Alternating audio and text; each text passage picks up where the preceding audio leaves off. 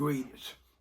This is OG Eddie Lee, and mentioned before, it's gonna be times that I kind of like jump around a little bit with some of my stories I have to tell. Much as possible, I'm gonna keep them in the order that they went, or in the time frame that it happened for us. Specified months, if I could remember what specified month, and the years. Today I'm gonna do something a little different. I don't know why, but this particular story here been on my mind a whole lot the last couple of months. And I know I'm gonna have to do this story probably in 3 volumes because of the limit on TikTok. I think it's 10 minutes. So this might be broke up into 3 10-minute segments, right? To cover the whole story. I'm not sure, but I'm throwing it out there just in case it does happen like that. A lot of times, I'm going to take that back and just stick it with me. I'm not going to try to speak for anybody else. It's been things happen in my life. Some things happen in life that I don't agree with how it went down. I can't change what was, and I have to learn with it, live with it. Then it's things that have happened in life that made me stronger and a better person. Okay, it's also been things that have happened in life. To be honest with y'all, I wanted some form of retribution, right? I strongly believe in eye for an eye, tooth for a tooth. So to say that and look at the things that I done growing up, the things that was in my path, in my past, right? Just say out of the ordinary, if somebody came out of my past and saw me in the future and remember some things that I done that was just straight foul, incorrect, or maybe some kind of pain I might have caused them back when I was out there in the streets wilding out, and if they pulled a gun out and wanted to shoot me, that's retribution. You know what I mean? That's like an eye for an eye, even though I would not like for that to happen, even though I've asked God for forgiveness for the things I have done wrong in the past. That doesn't mean that everything that I ask forgiveness for, that doesn't mean that karma's not gonna come back. Sometimes it's almost like karma got its own mind. And once karma mind made up, or once it's time for you to pay for something that you done wrong, in some cases, yeah, you might be forgiven for what you done wrong, but that don't mean that you're not gonna pay for it, for your wrongdoings. And that's what makes me a little bit different than a lot of people in my age group, and I would even say some older people. After I asked God forgiveness for the things that I done wrong, I continue to go on with my life. I try my best not to make those same mistakes again, because I didn't want to have to ask God forgiveness for the same thing that I keep doing over and over and over again. Because when I look in the mirror, I got to ask myself, why is I'm asking for forgiveness? Why am I asking forgiveness for something that is obvious to the Creator, not just me, that it doesn't matter if I got forgave or not, I'm still doing the same thing, right? So when I ask for forgiveness, I try to not commit the same sin, but that don't mean that sin don't get paid for, and eventually. And the last thing I would want to happen would have someone close to me, like my 4 children, pay for some wrongdoing that I done before they got birthed into this world. To be honest, if I knew everything that I done wrong was going to be passed on to my children would go inherit the wrongdoings of their father before they even got in the world, I wouldn't have fathered no kids. I don't know what I would have done. I know it's procedures men could have to keep them from fathering kids, but I wouldn't have wanted no kids. There's nowhere in the world I would want my kids to suffer for something that I've done in the past. Regardless if I done it willingly, regardless if I understood what I did or not, just the idea of them having to pay for my past sins, it just don't sit well with me. All right. With the amount of things that I was doing wrong out in the world, I would say mainly in 1976, the amount of criminal laws I was breaking, the amount of unnecessary fights that I was having, the amount of people that I robbed or took from. Now, I want to say this, regardless, and I'm not justifying none of my wrongdoings, because wrong is wrong. I never broke in anybody's home. I done broke into department stores. I done snatch and grabs. I have burglarized appliance stores.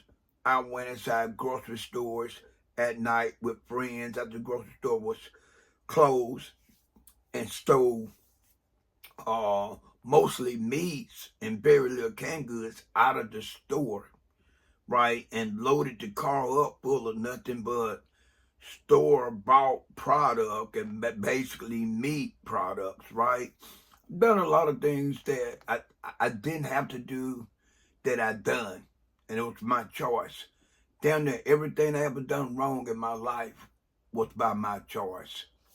This last case that I was involved in went against everything that I believed in.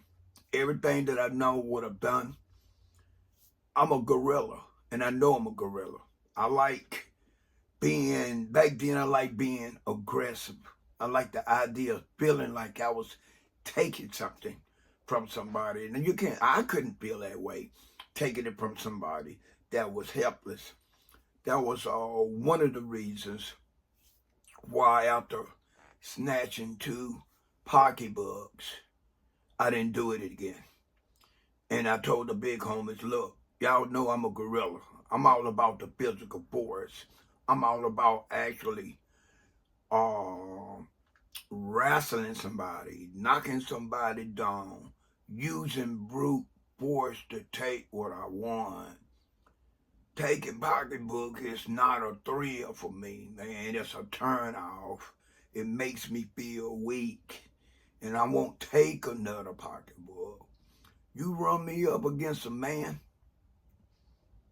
I'm cool with that. I'll take my chances. If I can't take it, if I can't whoop him, I could run. If it's possible, I'll run. But don't ask me to do anything else like that again. And they never asked me again, right? I say, if you got any kind of work you want me to put in, I'll put it in. But don't ask me to take another pocketbook from another woman, because I won't do it. So at that point, that was the early stage of me getting out in the world and putting in my work, right? And at that early stage of me getting out there taking what I want, that was something that didn't settle good with me. So I didn't participate in it long, if I'm not mistaken, twice, right? And if anybody got to know, because I know this is going on social media, and people like, oh well, who pocketbook did he take? I would say one white lady and one black lady, and after that was it. Okay, back to the story that I want to talk about. Let me see how much time I have. Okay. All right. I had to start over, go phase 2, because I was almost out of time. All right. When I got arrested in 1976 in September, I was on juvenile, but I was on juvenile probation. I had been on juvenile probation, I guess, for about 6 months. Okay, I was taken to the Mobile County Youth Center. I stayed in the Mobile County Youth Center from September to February. Now, January of 1977, I turned 16 years old.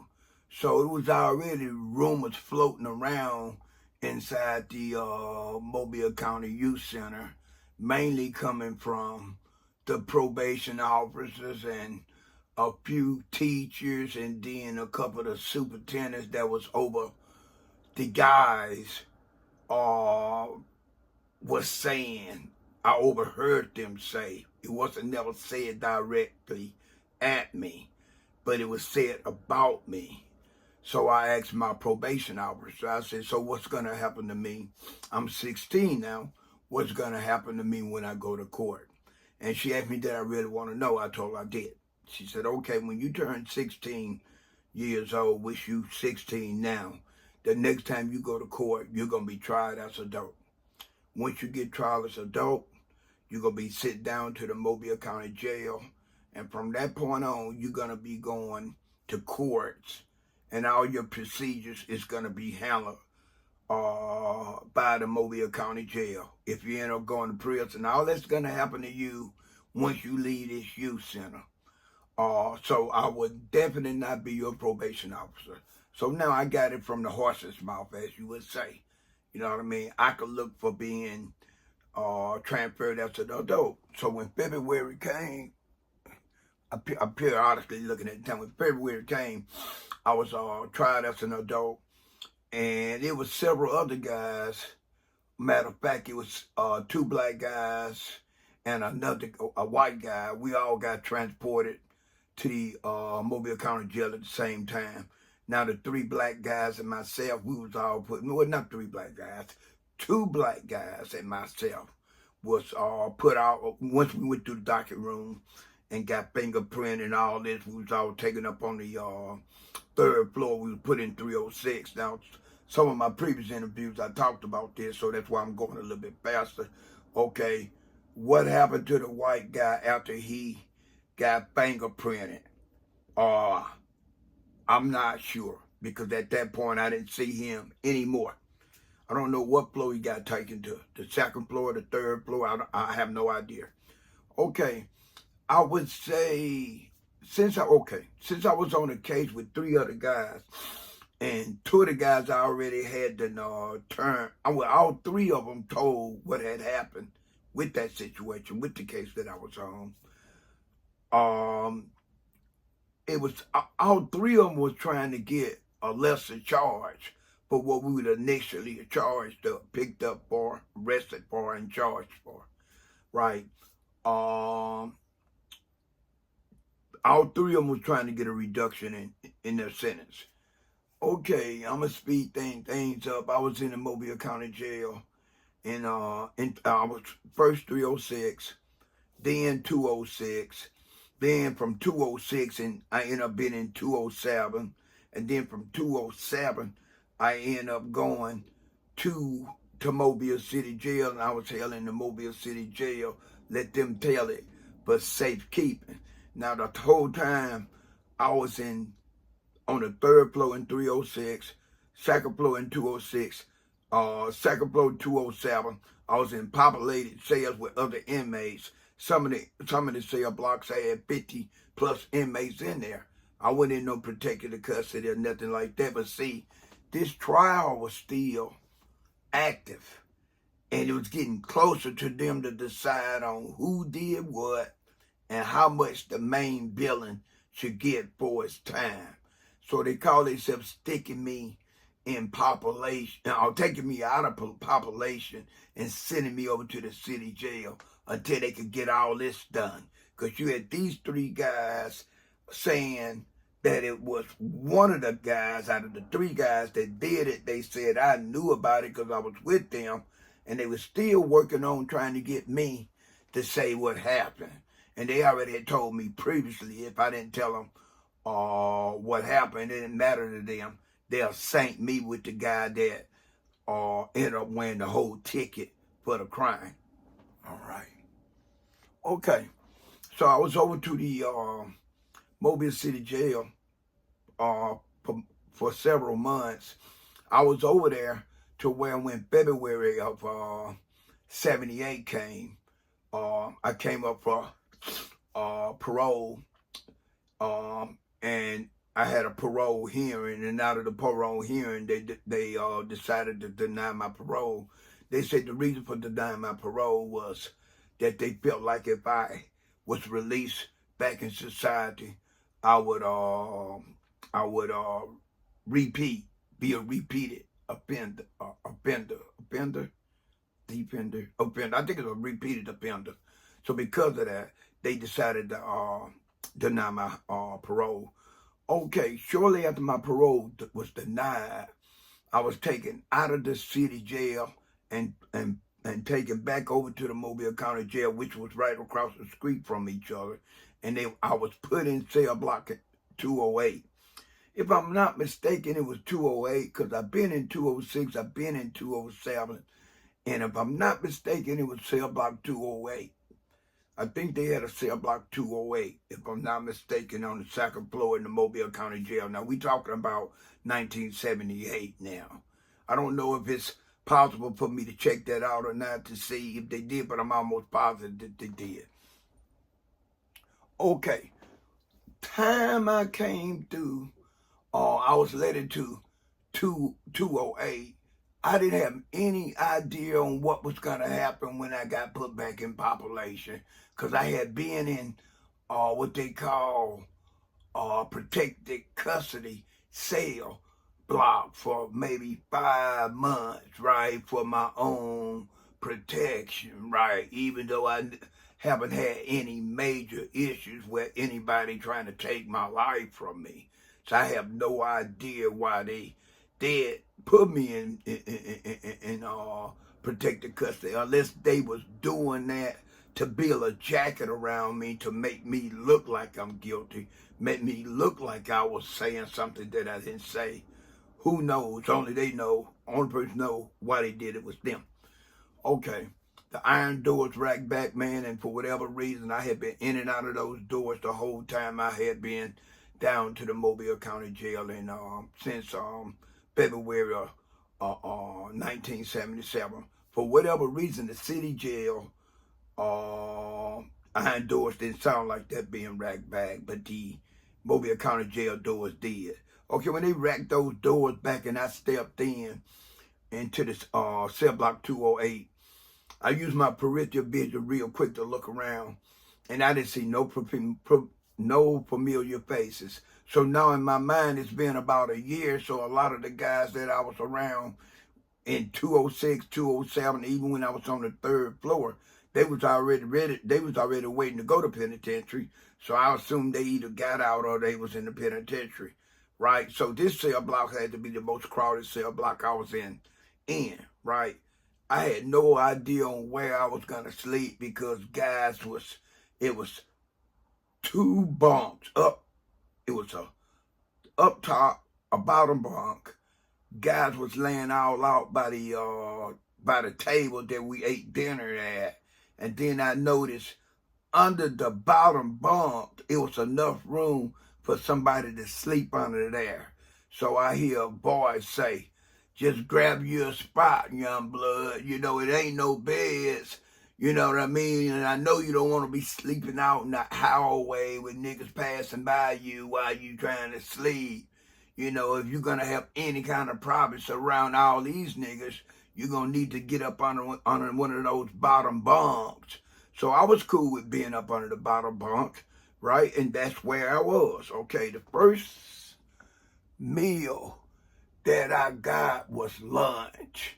And this when everything started taking a drastic change. I'm going to have to stop this. All right. The drastic change happened when after lunch, I see this guy walking toward me. He walks up to me and say, "Wow, man, I really like those pants you got on. You know, we got visiting weekend this Saturday and Sunday, and I got some visitors coming. And judging by your height and size, we're about the same size, you and me. You should let me wear those clothes those pants you got on for visiting hour, so I could look good when my old lady come through, right? I took a quick glance with my peripheral vision to the left and right, and it's like everybody stopped what they was doing, and everybody was looking over there at us, and they was trying to see what move I was gonna make next. I already know if I volunteered and gave him the damn pants, next thing you know, somebody coming for the personals that I came in with. Next thing you know, if you don't watch out, some dude trying to damn take your manhood away from you, because you done already showed that you ain't got no fight in you, right? I already know this, and I know when I say what I'm getting ready to say, I might as well be ready to defend myself to the best of my ability. And see, here's the bad part about that. I come in the cell block. I'm younger than every guy in there for what I can see. At least by 5 years. I'm the youngest. I'm one of the lightest guys in there for its weight in there. I didn't see nobody in there that knew me, right? So I got all these things going against me. So I know if I get these pants up, from that point on, whatever happened to me, I don't have no say-so. Not saying I'm going to have say-so if I decide to fight for the pants, regardless if I win or lose. And here's the kicker. I don't have a weapon. I've been strip searched. They put me in the cell block. I have no weapon, not even a damn pencil or E-pen I could stab this dude up with. And I'm quite sure these guys, if not all of them, a lot of them in here, these inmates got weapons. So I looked at the guy, I said, no, man, I got visitors coming this weekend too. I'm going to be wearing my own pants. He said, okay, that's the way it is. And I just know I'm out here to say, yeah. He said, okay, I'm going to go over here to my bunk and I'm going to come back. When I come back, you better have those pants off. So now I know it's on, right? I don't take out no pants. I sit my stuff that I had, my little belongings that I had, that I was holding on to, even during the time I had the damn eat the lunch, I still had my little belongings because I didn't have a lot, right? But what I did have, I was able to hold it in my hands. I set the stuff on the ground. I didn't know how long it was going to take for this guy to come back. He came back like right away. He came running up on me like he was shot out of a big damn cannon, right? When he ran up on me, I got into my stance, and I throw the left and I throw the right, and when I went to get ready to uppercut him, he went up under me. When he went up under me, he slammed me on my back. Now, when he slammed me on my back, I didn't know it at the time, but something hit me in my lower part of my back, almost up where your lower part of your back hook up to your buttocks, right? And the pain was so sharp, I was momentarily paralyzed. And then all of a sudden, I see his hand coming to my gut, my lower part of my gut on my right side. And he has a shank about this damn thick. And he's about to plant that shank into my goddamn lower part of my goddamn stomach. Then as he got very close to shanking me with that, because I could not move. I can't do a damn thing. I don't know why, but I couldn't move. I just know the slam on my back, something hit me in the crack of my back at the lower part of my back, and I was momentarily paralyzed. Then all of a sudden, a hand got caught. Some inmate caught his hand and said, hey, the man fought. He lost. He's going to give you the pants. No need to change the little blood, man. The little blood going to give you the pants. Don't chank him up, man. Ain't about chanking the man up. So he got up off of me. He bagged up and he said, I want you to take the pants off. I'm going to get your pants, right? So I'm still laying there. So one of the inmates reached over and give me his hand, and he lift me up. When he lift me up, I looked. It's a piece of metal about this big. It was a petition that was a wall, a metal wall that was cemented to the floor. And I don't know why, but that petition was moved.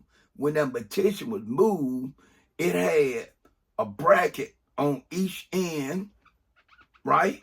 And it had one in the middle that had it bolted down to the cement floor.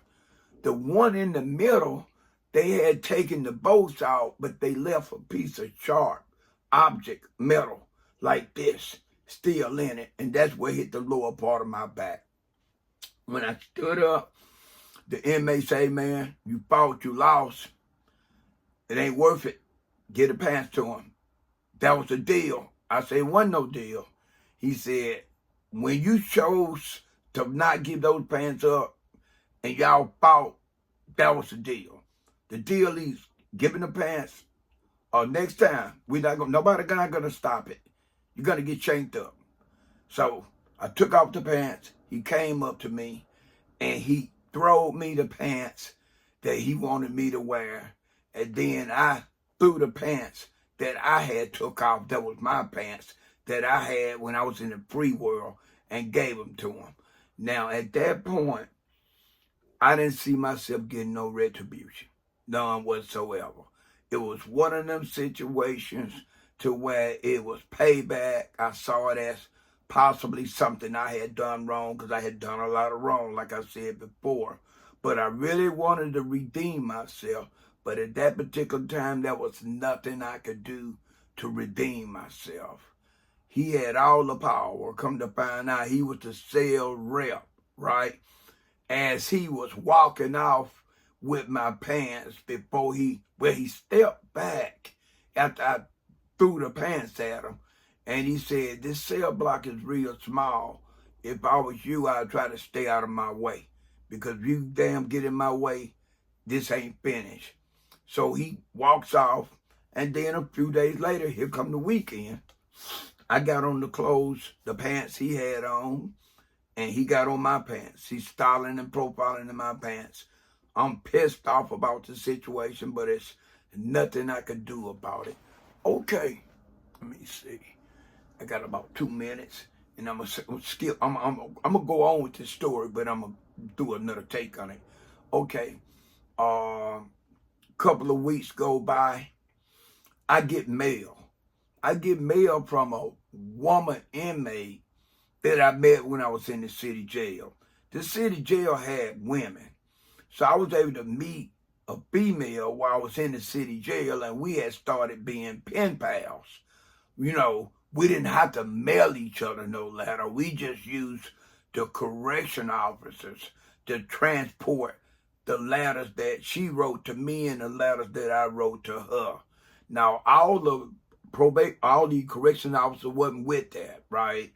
But on the second shift, the probation officer that worked from like 3 in the afternoon to 11, he was cool with that. So he would periodic pass a letter she wrote me, and periodic pass a letter that I wrote to her. And we got to be real cool, me and her. When they called my name, told me I was going all the way, I knew I wasn't going home, because I ain't had got my prison sentence yet. So I knew I was probably going back over to the city jail, county jail. So I asked her not to write me. Okay, I'm about to stand up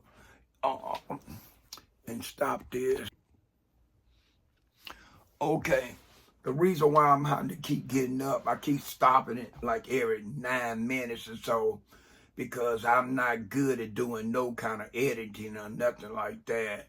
So this is going to be raw footage, and I could use an app to put it together, but I don't know how to edit. Okay. Even though I asked this young lady, she was, I say woman, because at the time I was 17, she was 25, so she was definitely a woman at the time, and I was, you know what I mean, a young man that was tried as an adult, so I guess you can call me an adult, right? I was in an adult atmosphere with adults, dealing with adult type of stuff, right? So I asked her not to write me. She said, why? I said, for what I've got from you, you're a street woman. You're a woman of the streets. I don't want no issues with no guys that might be in whatever cell block they put me into. I don't need no issues. So I think I was in that cell block maybe 2 weeks, or maybe 2 weeks. I don't think 3 weeks, but just say 2 or 3 weeks, right? I hear someone call my name or do a mail call. They say Eddie Johnson. I don't say anything, right? Don't answer. The guy, the inmate, called my name 3 times that day. I didn't say anything. All right. They said, we guess Eddie Johnson ain't in here. So periodically that happened twice a week.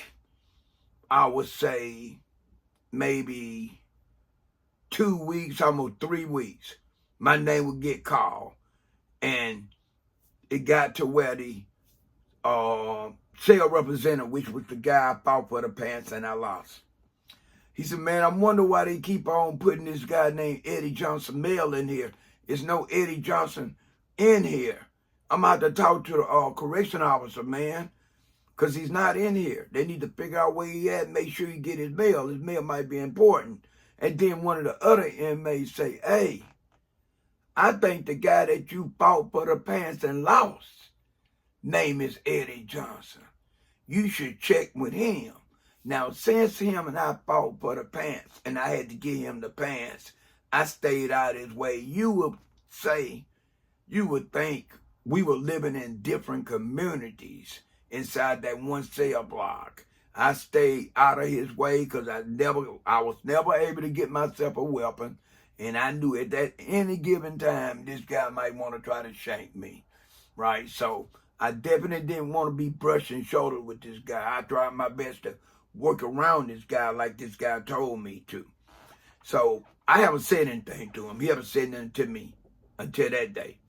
He walks up to me and he said, hey, what's your name? And I said, my name is Eddie Johnson. He said, I've been calling your name for over 2 weeks. You've been getting mail. Did you hear me call your name? Yeah, I heard you call my name. He said, why you didn't answer? I said, because I don't want the letter. He said, do you know where the letter came from? The letter could be important. I said, the letter have no importance to me. And I asked her not to write me. And none of my relatives write me letters. They come visit me, the ones that come visit me, but they don't write me no letters. He said, so you don't want the letter? I said, no. He said, the letter don't have a return address. So we could give it to the correction officer, but the person that wrote you the letter probably ain't going to get the letter back because they didn't put a return address on it. So he said, can I open the letter and read it to the cell block? I said, I don't care. He opened the letter. When he opened the letter, his face paused and it looked almost like it looked when he came at me with the shank, wanted to hurt me. And he said, fellas, check this shit out. This young nigga got a letter from Jai. They said, Jai, street hustling ass Jai, the thoroughbred Jai. Yeah, this nigga got a letter from Jai. I'm beginning to wonder if those other letters that you wouldn't answer when I call your name came from Jai. He said, y'all guys want me to read it? Yeah, man, read it, man. We ain't heard Jai from Jai. We ain't seen Jai. So then the dude started reading the letter, man, and after he read it, he'll say, no, she lying. See, like every time he came to the part that she was saying in the letter, he was reading it, he was damn saying she lying, she telling a damn lie, she telling a damn lie. And then after he got through reading it, he said, wow, I can't believe what I just read, man. How did you meet Jai? I said, I met her when I was in the city jail. He said, do you know who she is? I said, no. Just another female inmate that I met when I was in the city jail. I got a chance to pass ladders to her. We became pen pals, but I know nothing about her other than she was in the street. In the streets. Man, Jai had to be one of the damn hustling females out there. Jai could hustle better than some niggas out there on the set. Set meaning Davis Avenue.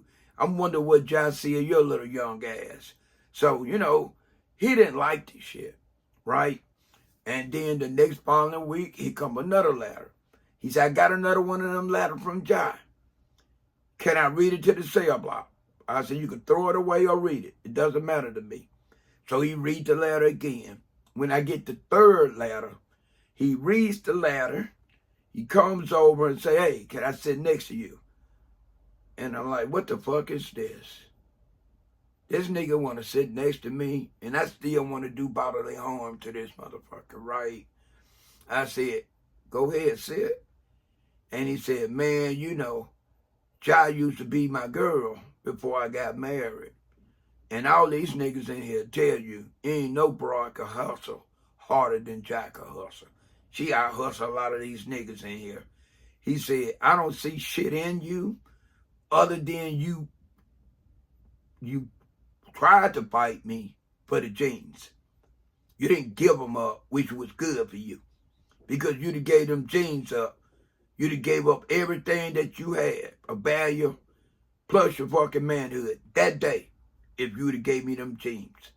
So you did good to fight. Even though you like to got shanked up, you did good to fight me for those jeans. He said, but I gotta see you different.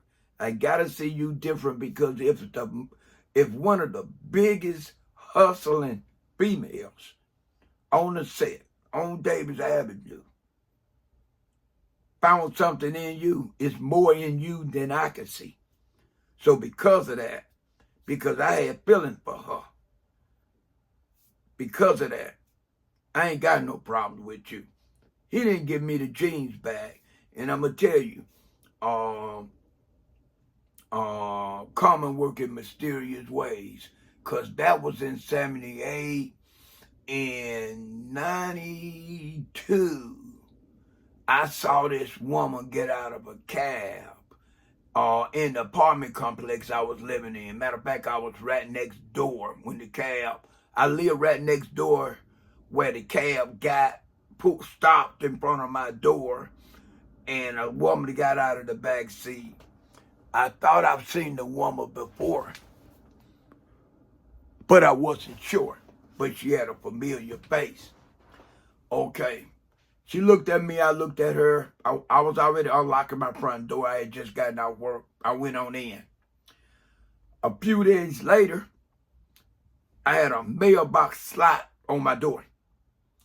Somebody slides some big ass envelope, one of them vanilla envelopes, through my mail slot. I saw it when I walked into my apartment after I unlocked the door. Was right there. I sat down. I was going to read it right away. I said, nah, because it didn't have no return address or no name. So I said, I'm going to drink me some Parmesan. I fixed me a glass of Parmesan on the rocks, turned on my jazz music. I sat down, I read the letter. I haven't read a letter like that since I've been locked up. The person that wrote this letter could really write. To make a long story short and keep me from having to do another recording on this, that damn lady I saw was the woman that was coming to see him in 1978. That's how Common worked. Peace.